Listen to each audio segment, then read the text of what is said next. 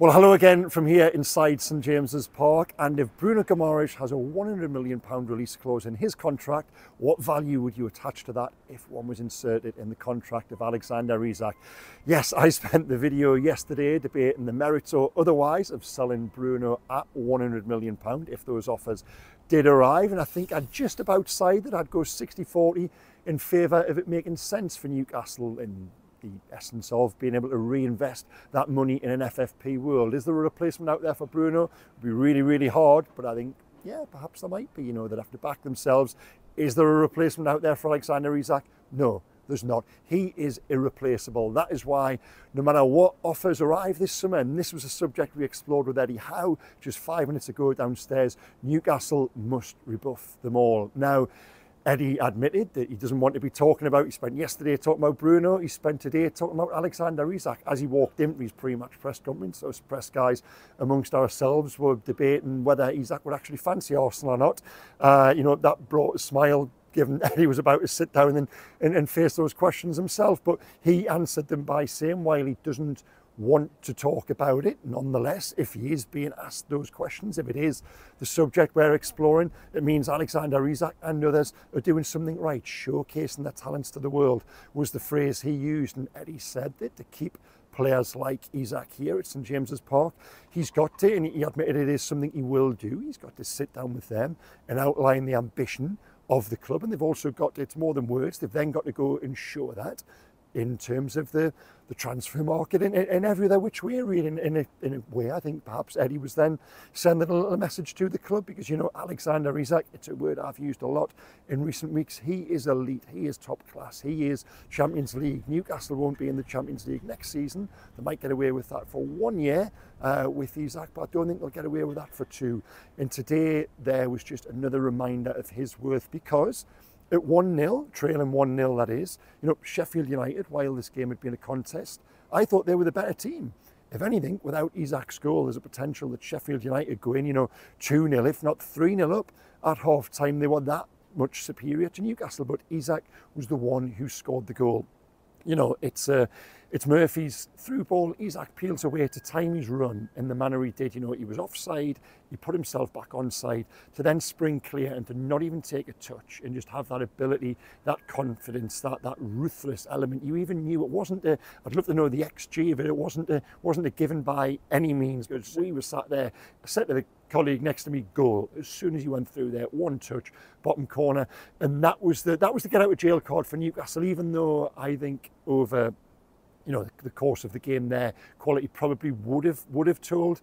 Nonetheless, that first half was poor, and we'll revisit some of the reasons as to why. Now, part of the post-match press room debate is Alexander Isak Newcastle's greatest striker since Alan Shearer, who retired close to 20 years ago. Now, it was a very quick debate, and it was settled in a matter of seconds, really. Yes, he is.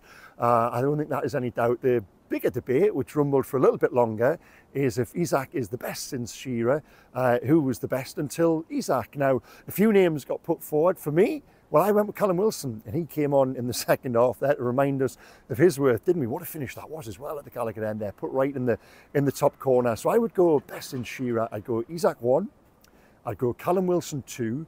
I then think you can almost put Demba Ba and Papi Cissé together as one, played at the same time, the same period, of course. I thought both of those were tremendous, were very good strikers during a Mike Ashley era at Newcastle. And then on the back of those, I'd probably put Big Andy in there. I loved Andy Carroll. He went with £35 million, don't forget. So yeah, that would be my 1, 2, 3, 4 in terms of the best since Alan Shearer, but no doubt about it, number 1, Alexander Isak, which brings me back to my original question at the top of the video: what value is he? Now, I don't think Bruno is a fair yardstick at £100 million.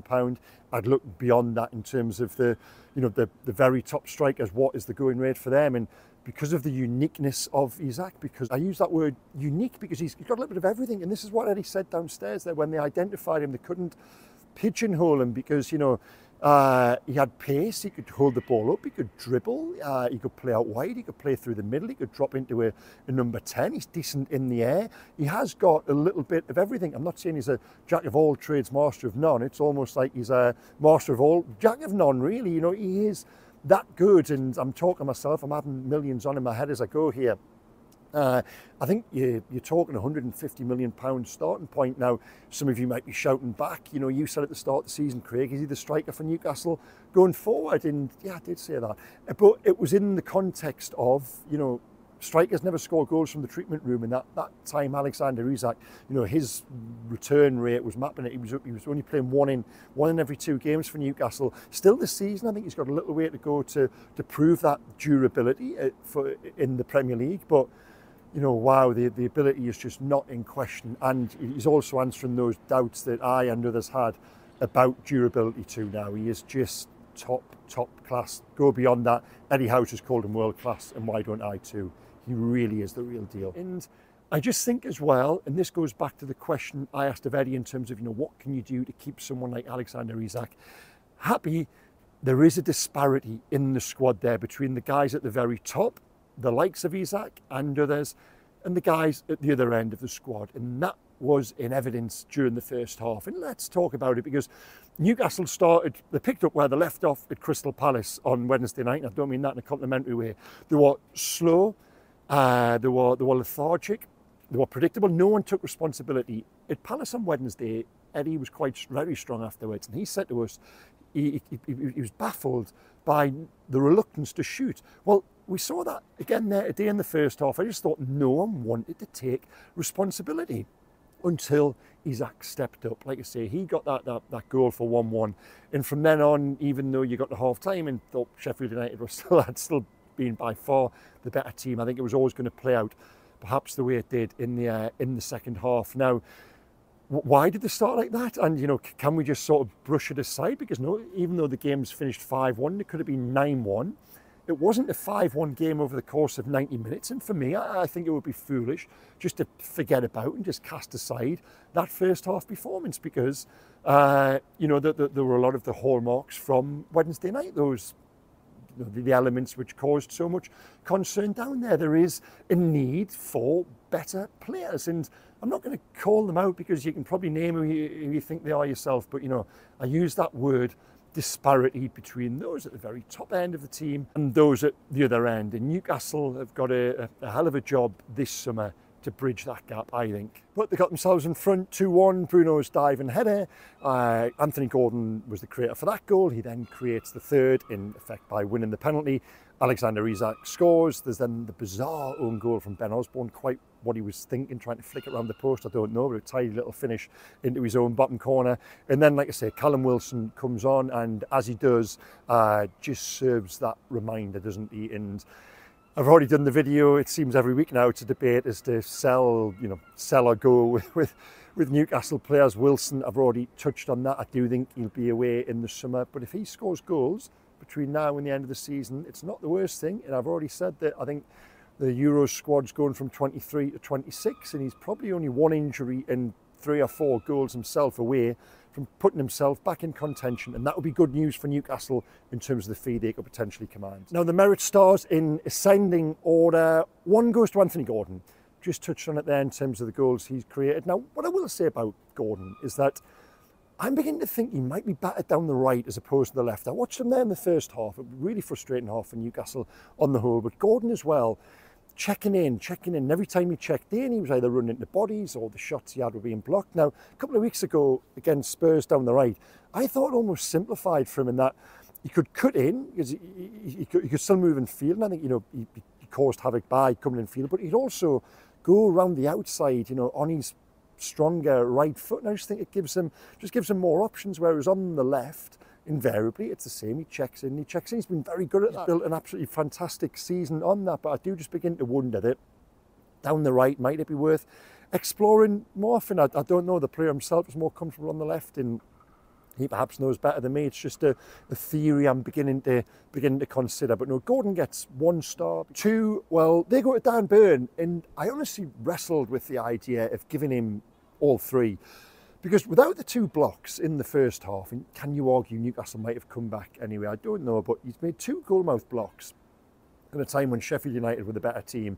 And for a period there in the first half, he was almost playing as a lone centre-half, quite why Fabian Schär stayed on when it was clear he was injured. There was a problem there. There was one point, it was the forward, Brooks, just walked around him as if he wasn't there. Clearly had an issue. Dan Burn then bails him out. There's one, 5-10 minutes later as well, when he makes the block on the line. Martin Dubravka as well. I think Dubravka can potentially do better with the first goal.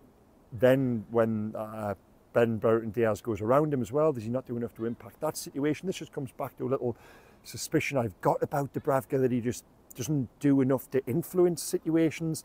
I revealed the news yesterday that Mark Gillespie, of course, has signed the 12-month extension option in his contract, which tells me Dubravka might just be away in the summer. Anyway, I'm sidetracked from the merit stars, and we know how important and precious to me they are. And the three, well, that goes to the man we've already spoken about, Alexander Isak, and that is because of the quality of the first finish coming at a time when Newcastle needed it, and the coolness of the penalty. A penalty is a penalty, but nonetheless, he's never going to miss those. He hasn't missed one yet for Newcastle, and there's just a supreme confidence, be it, you guys as supporters, us guys sat in the press box, his teammates on the pitch, but most importantly, in his own mind. When he's in front of goal, it equals goal. He is just tremendous.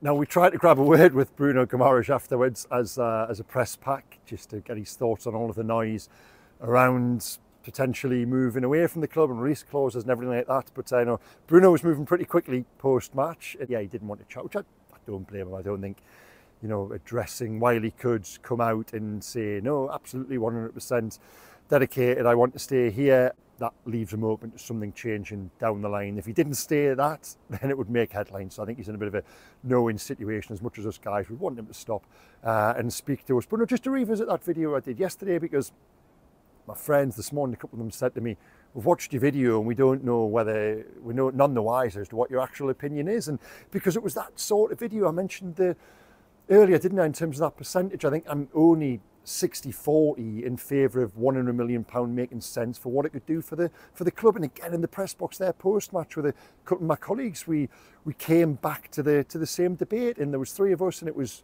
2-1 in favour of just what Newcastle could potentially do with that money. Not that I'm trying to sell them off, but it's what we talk about. It's in the news. Eddie was speaking about it yesterday, and Bruno, again, has been part of the story here today with the wonderful display before the game in the Gallagher end there, and then his headed goal and all of the ceremony and the pomp there is around that. And part of the reason I come back to why it would be foolish to sell Bruno is, and it talks to what I said earlier, is the message it would potentially send to others like Isak, like Anthony Gordon, the players Newcastle are going to have to work hard to keep at this club, given the trajectory they're on. So yeah, I'm talking myself in knots again, aren't I? Perhaps I'm back to 50-50 and I'll just leave it there and I'll let whatever happens happen rather than me stressing about it in these videos. But anyway, guys, thank you again for watching this one. I do hope you've enjoyed it, and I'll be back the end of the week ahead of the trip down to Burnley, which now, perhaps more significant news today, Manchester United dropping points against Burnley has put Newcastle within 1 point of them now. Wow, that game down at Old Trafford on May the 15th is shaping up to be absolutely huge. Could be a shootout for that Europa League spot. So anyway, a little bit of a distance to go before then. Newcastle have got games to negotiate against Burnley and Brighton, and there's got to be an improvement. I'll have to say that, the first half there today wasn't good enough. Second half, they've I was going to say got out of jail. The quality's told. The quality is there in a section of the team. So anyway, have your say below the line. Please like, comment, subscribe, all the usual. And I'll see you again in 5 days' time. Okay, take care, guys. Bye-bye.